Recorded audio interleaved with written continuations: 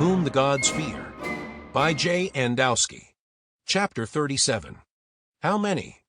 Glen asked Captain Mahan as he climbed the stairs to the second story of the stone farmhouse. Mahan stood at the northern window of the master bedroom. One of his men knelt beside him with his pulse rifle aimed towards the open window. This way his position was hidden in the darkness of a room, yet giving the Marine a clear kill zone. He turned to answer Glen. It looks like several hundred. All mounted units. According to my link to our satellites, the main army has swollen to over 6,000. They are less than a day's march away. The mounted units should be cresting that hill to our north within the hour. They will cut off our access to the town. Our fortifications should hold them back. The Urshwa peasants have helped us beyond my hopes. Glen approached the window, looking out at the solid 6-foot-thick earthen wall that circled the entire homestead. The wall was over 12 feet high. Encircling it was a 12-foot-wide, 10-foot-deep ditch, embedded with sharpened steel spikes. 100 yards out, a coil of razor wire circled the homestead. Glen knew the wire would not keep the am-for-thars out if they made a major assault, but it would slow them down greatly while also marking the effective range of the pulse rifles. Between the wire and the ditch was an open space seeded with the World War I-style wood box pressure mines. For any attackers that might traverse the minefield safely, they would be tangled up in a second ring of barbed wire just before the deadly spiked ditch and inner wall. The second ring marked the effective range of the antimatter rifles. Inside the wall, at least 500 brave and determined Urshwa remained with them, wanting to help in the fight. Most of the peasants that had come to assist in the construction of the defenses had fled the day before once word of the size of the approaching am-for-thar army was revealed to them. The 500-plus Urshwa that chose to remain had been armed and quickly trained in the use of Chang's hand grenades. They were to be thrown over the walls only if the attacking army reached that far. The fleet Marines were all stationed in the top floors of the barn or the farmhouse, giving them the most advantageous firing positions. The pulse rifle scopes automatically determined when a target was in range. The hills that surrounded the homestead were just outside their effective range of fire. I don't see how they could manage to get through our defenses, Mahan said to Glen as the two overlooked the defensive works. You would be surprised, Captain. No matter how good defenses are, there are always ways to overcome them. General Vinegar Joe Stilwell once said, "Wire is only as good as the eyes behind them." Glen looked at the young Marine captain. Didn't they teach you that in the academy? No, Mr. Yeager. Stationary land battles were not in our training. We were trained to know our terrain, conceal ourselves, hit hard, and move before your enemy could retaliate. We were taught in the academy the best defense was not to be a sitting target. If they can't find you, they can't hit you. The problem with that strategy is you do not have the element of speed against their mounted units to hit and run. We are also forced to defend this position if we want to maintain control of those shuttles. Glen pointed down to the two shuttles between the barn and the house. They are our only way back to the Polo, which is our only means back to the Xing system to inform the Admiral. We need to defend those shuttles. Glen stressed the importance of their objective. Aye, Mr. Yeager. I understand.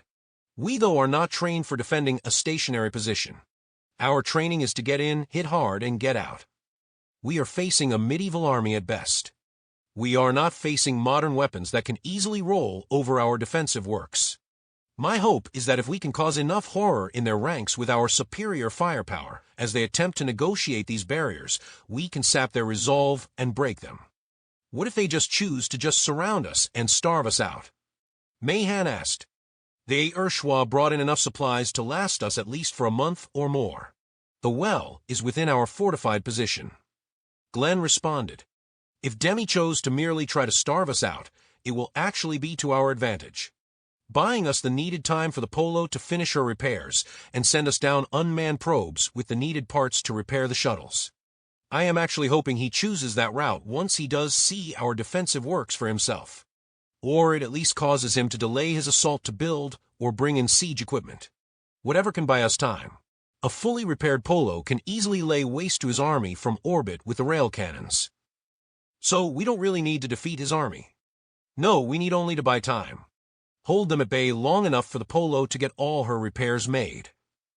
As Mahan had predicted, about an hour later the large, mounted force of am-for-thars appeared on top of the crest of the northern ridge that controlled the road to the town. Their banners of Majorel blue bore a gold and copper icon image of Rirashors, a small, fierce, indigenous, feathered dinosaur. The creature was frozen in time with outreached talons swooping down upon its unseen prey. The am-for-thar mounted commander stood high in his saddle to get a better look at the fortified homestead before him. He wore a blue tunic over his steel and silver mail. Sheathed in his scabbard was a saber with an ivory and silver inlaid handle.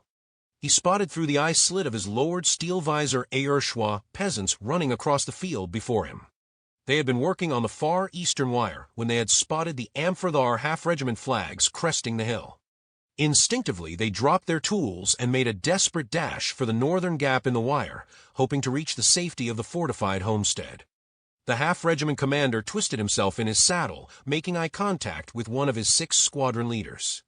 With silent hand gestures, he ordered the squadron of mounted warriors to intercept the fleeing peasants.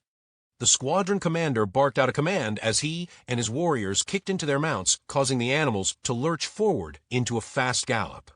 100 yards from exposed workmen, they kicked their animals again into a full charge as they lowered their lances for their attack.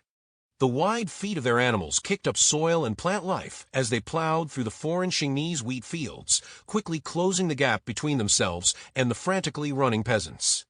The charging mounted squadron was too far out for the antimatter rifles, but they were in range of the Marines' pulse rifles. From the second-story levels of the stone wall barn and farmhouse, the human Marines opened fire in defense of the Ayrshwa work party. The 18 pulse rifles rapidly blasted into the charging mounted force of 120.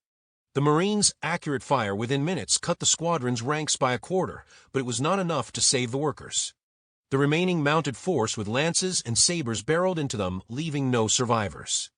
The squadron leader, after their assault, immediately pulled his mount hard to the left with his reins, turning the beast of war and his squadron around to head back towards the safety of the northern ridge. His command followed his lead, kicking their animals to increase their speed to get out of the deadly range of the human energy weapons. With a vengeance, the Marines did not relent on their fire, picking off as many of the retreating am-for-thars as they could.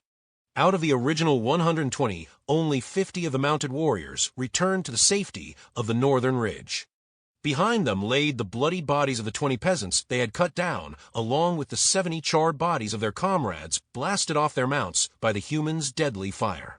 Among their dead and dying was their headless squadron leader. The am-for-thars sat in their saddles silently. None of them had ever witnessed so many of their own cut down so quickly. Fear spread among their ranks, yet none would dare break from their formations. Am-for-thars were bred and raised to give their lives for their lords. No matter how many of their numbers they may lose, they would not break. The commander decided they would hold their position. He was not willing to attempt an assault on the homestead with such a small force. He would wait for the arrival for the great Wdowski with the main army. For now, he would secure the northern ridge and its approach to the town.